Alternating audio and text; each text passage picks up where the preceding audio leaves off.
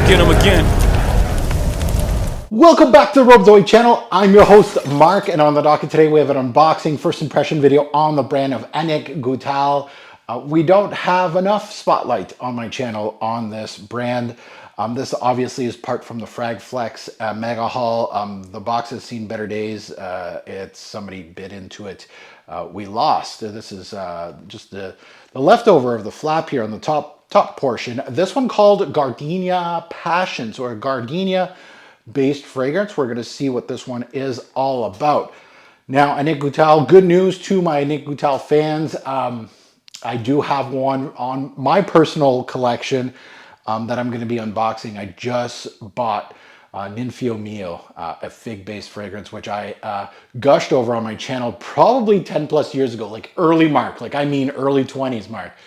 I think I still have, I think it was the Sampling Samples video on that one. So go check that out. It was a great fig-based fragrance. I actually kind of, honestly, I forgot about it. I forgot. It was on the to-buy list, and it was at the top of the to-buy list. That's how old that thing was on my to-buy list. It is in order of years of when I discover them, and there's some at the top of the list. Ninfio Mio was at least top 10 there on that list. So that's how old that fragrance has been on my to-buy list. So I'm looking forward to unboxing that one. But today we're going to talk about Gardenia Passion. Fun fact about this one is that Annick does not like gardenias. And Loris Arame, which is now the owner of Bond Number 9, the brand there, she was a distributor for a lot of brands back in the good old US of A. And she was a distributor for Goutal scents back in, late 80s, 89 mostly, because this is when this was actually released. And she told Annick to make a Gardenia because the American public was craving it. So Annick did one, and lo and behold, it's still kicking around. So let's get into this one. Let's unbox this one. Before we get into anything, if you haven't subscribed yet, what are you waiting for, right? I'm tackling niche, women's fragrances, men's fragrances, unisex, obviously, designer, bargain bin scents, right down to indie. I do have to start getting more into indie scents on my channel. That is a big portion, or used to be a big portion of my channel. Now let's take a look at the note breakdown on this one, and let's see what we're going to get. Obviously, we're going to get Gardenia, I'm assuming. But we got other florals kind of surrounding it. There's not much to this note breakdown. We got Gardenia, Jasmine, Tuberose, Orange Blossom, and Vanilla. So it's going to be floral heavy, obviously, with a vanillic base. That is my thought process. Obviously, like I said, released back in 1989, so it has some years behind it. So let's delve into this. Let's open up this flap here of a returned product that somebody took a bite out of the top half of this box. So the bottle's in better shape. However, whew, that's a dent. This is a 100 ml bottle. They, wow. I don't know if there's a 10 ml limit at Fragflex, good heavy cap to their return policy, but that is a good 10 ml decant for sure. Somebody's doing my job for me here and just returning it and getting a free 10 ml decant out of it. I don't know. So let's delve into it. Let's spray it on skin first, on strip first, and then on skin, obviously. So Gardenia Passion, let's delve into it. Atomizer, very much controlled, little weak sauce, but does the job. Not a bad atomizer. Let's sniff this one. Ooh. Clean, floral, watery aspect. Very much some green aspects here. Ooh, the green is interesting. The green aspect is almost stem-like, vegetal. Yeah. The floral is more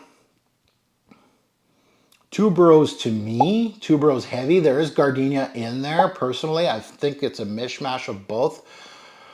Actually, I'm getting a little Orange Blossom as well. I'm getting a little bit of that neroli, almost orange. You get a little pinch of that, a little bit, like third in command. And Jasmine is kind of all by itself there, but there's definitely some white floral tendencies, tuberose, Orange Blossom. And there's a lot of white florals here. Very heady as a floral.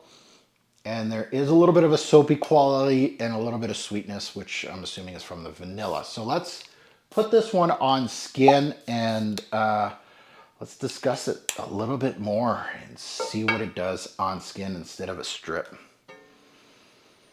Yeah, a lot of clean and watery aspects here, some vegetal green aspects here, sweet vanilla, white florals, a little bit of a soapy quality as well, but it's a heady floral. You have to like your white florals here. That vegetal aspect is kind of, I think I know what they're going. They're going for like a stem-like idea, like a leafy quality. The green aspect is very watery, so like dewy almost, not watery. Dewy is probably a better word for it. A little earthy too, but it has a stem-like appeal. Some people could call that kind of celery-like because it is kind of vegetal. Yeah. That is an interesting portion of this. So there is, honestly, I was thinking straight up floral, white floral kind of thing going on. I'm just looking at the note breakdown, but there is a lot going on in this fragrance. It's a simple, straightforward idea as a whole. Like if you're taking it as face value, yes, it's a floral and that's about it. I would say a tuberose heavy with Gardenia as the spare part. But it's definitely a heady white floral, tuberose heavy, Gardenia, a little orange blossom here. You're getting a little bit of that neroli orange blossom soapiness that I'm accustomed to. You're getting that sweetness a little bit from the vanillic aspect, but again, vanillas and these white florals really meld together really well. So you're not going to get like, there is a creaminess, but I think that's a lot to do with the florals more than the vanillic aspect. It's green.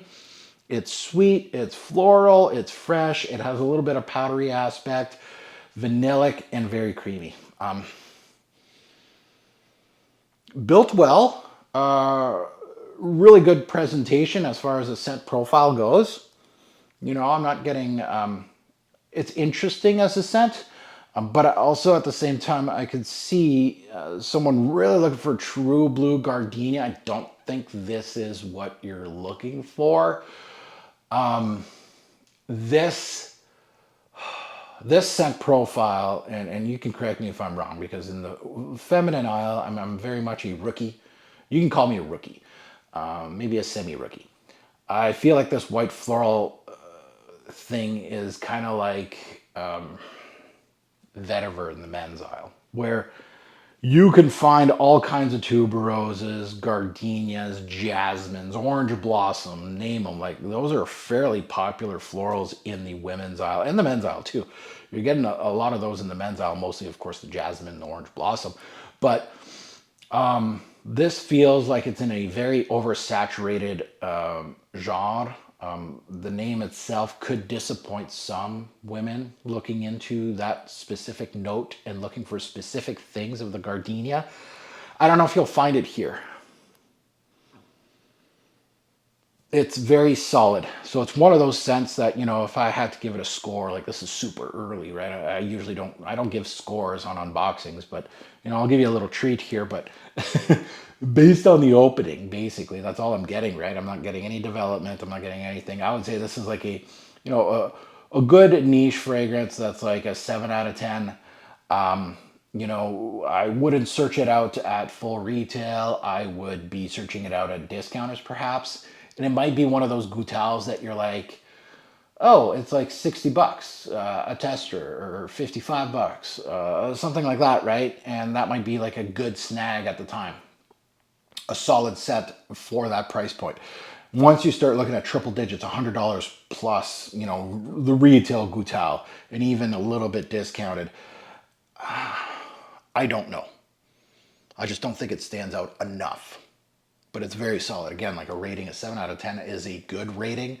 Bottle worthy, if you're looking, like you don't know my scale, bottle worthy for me and like sampling samples and stuff like that.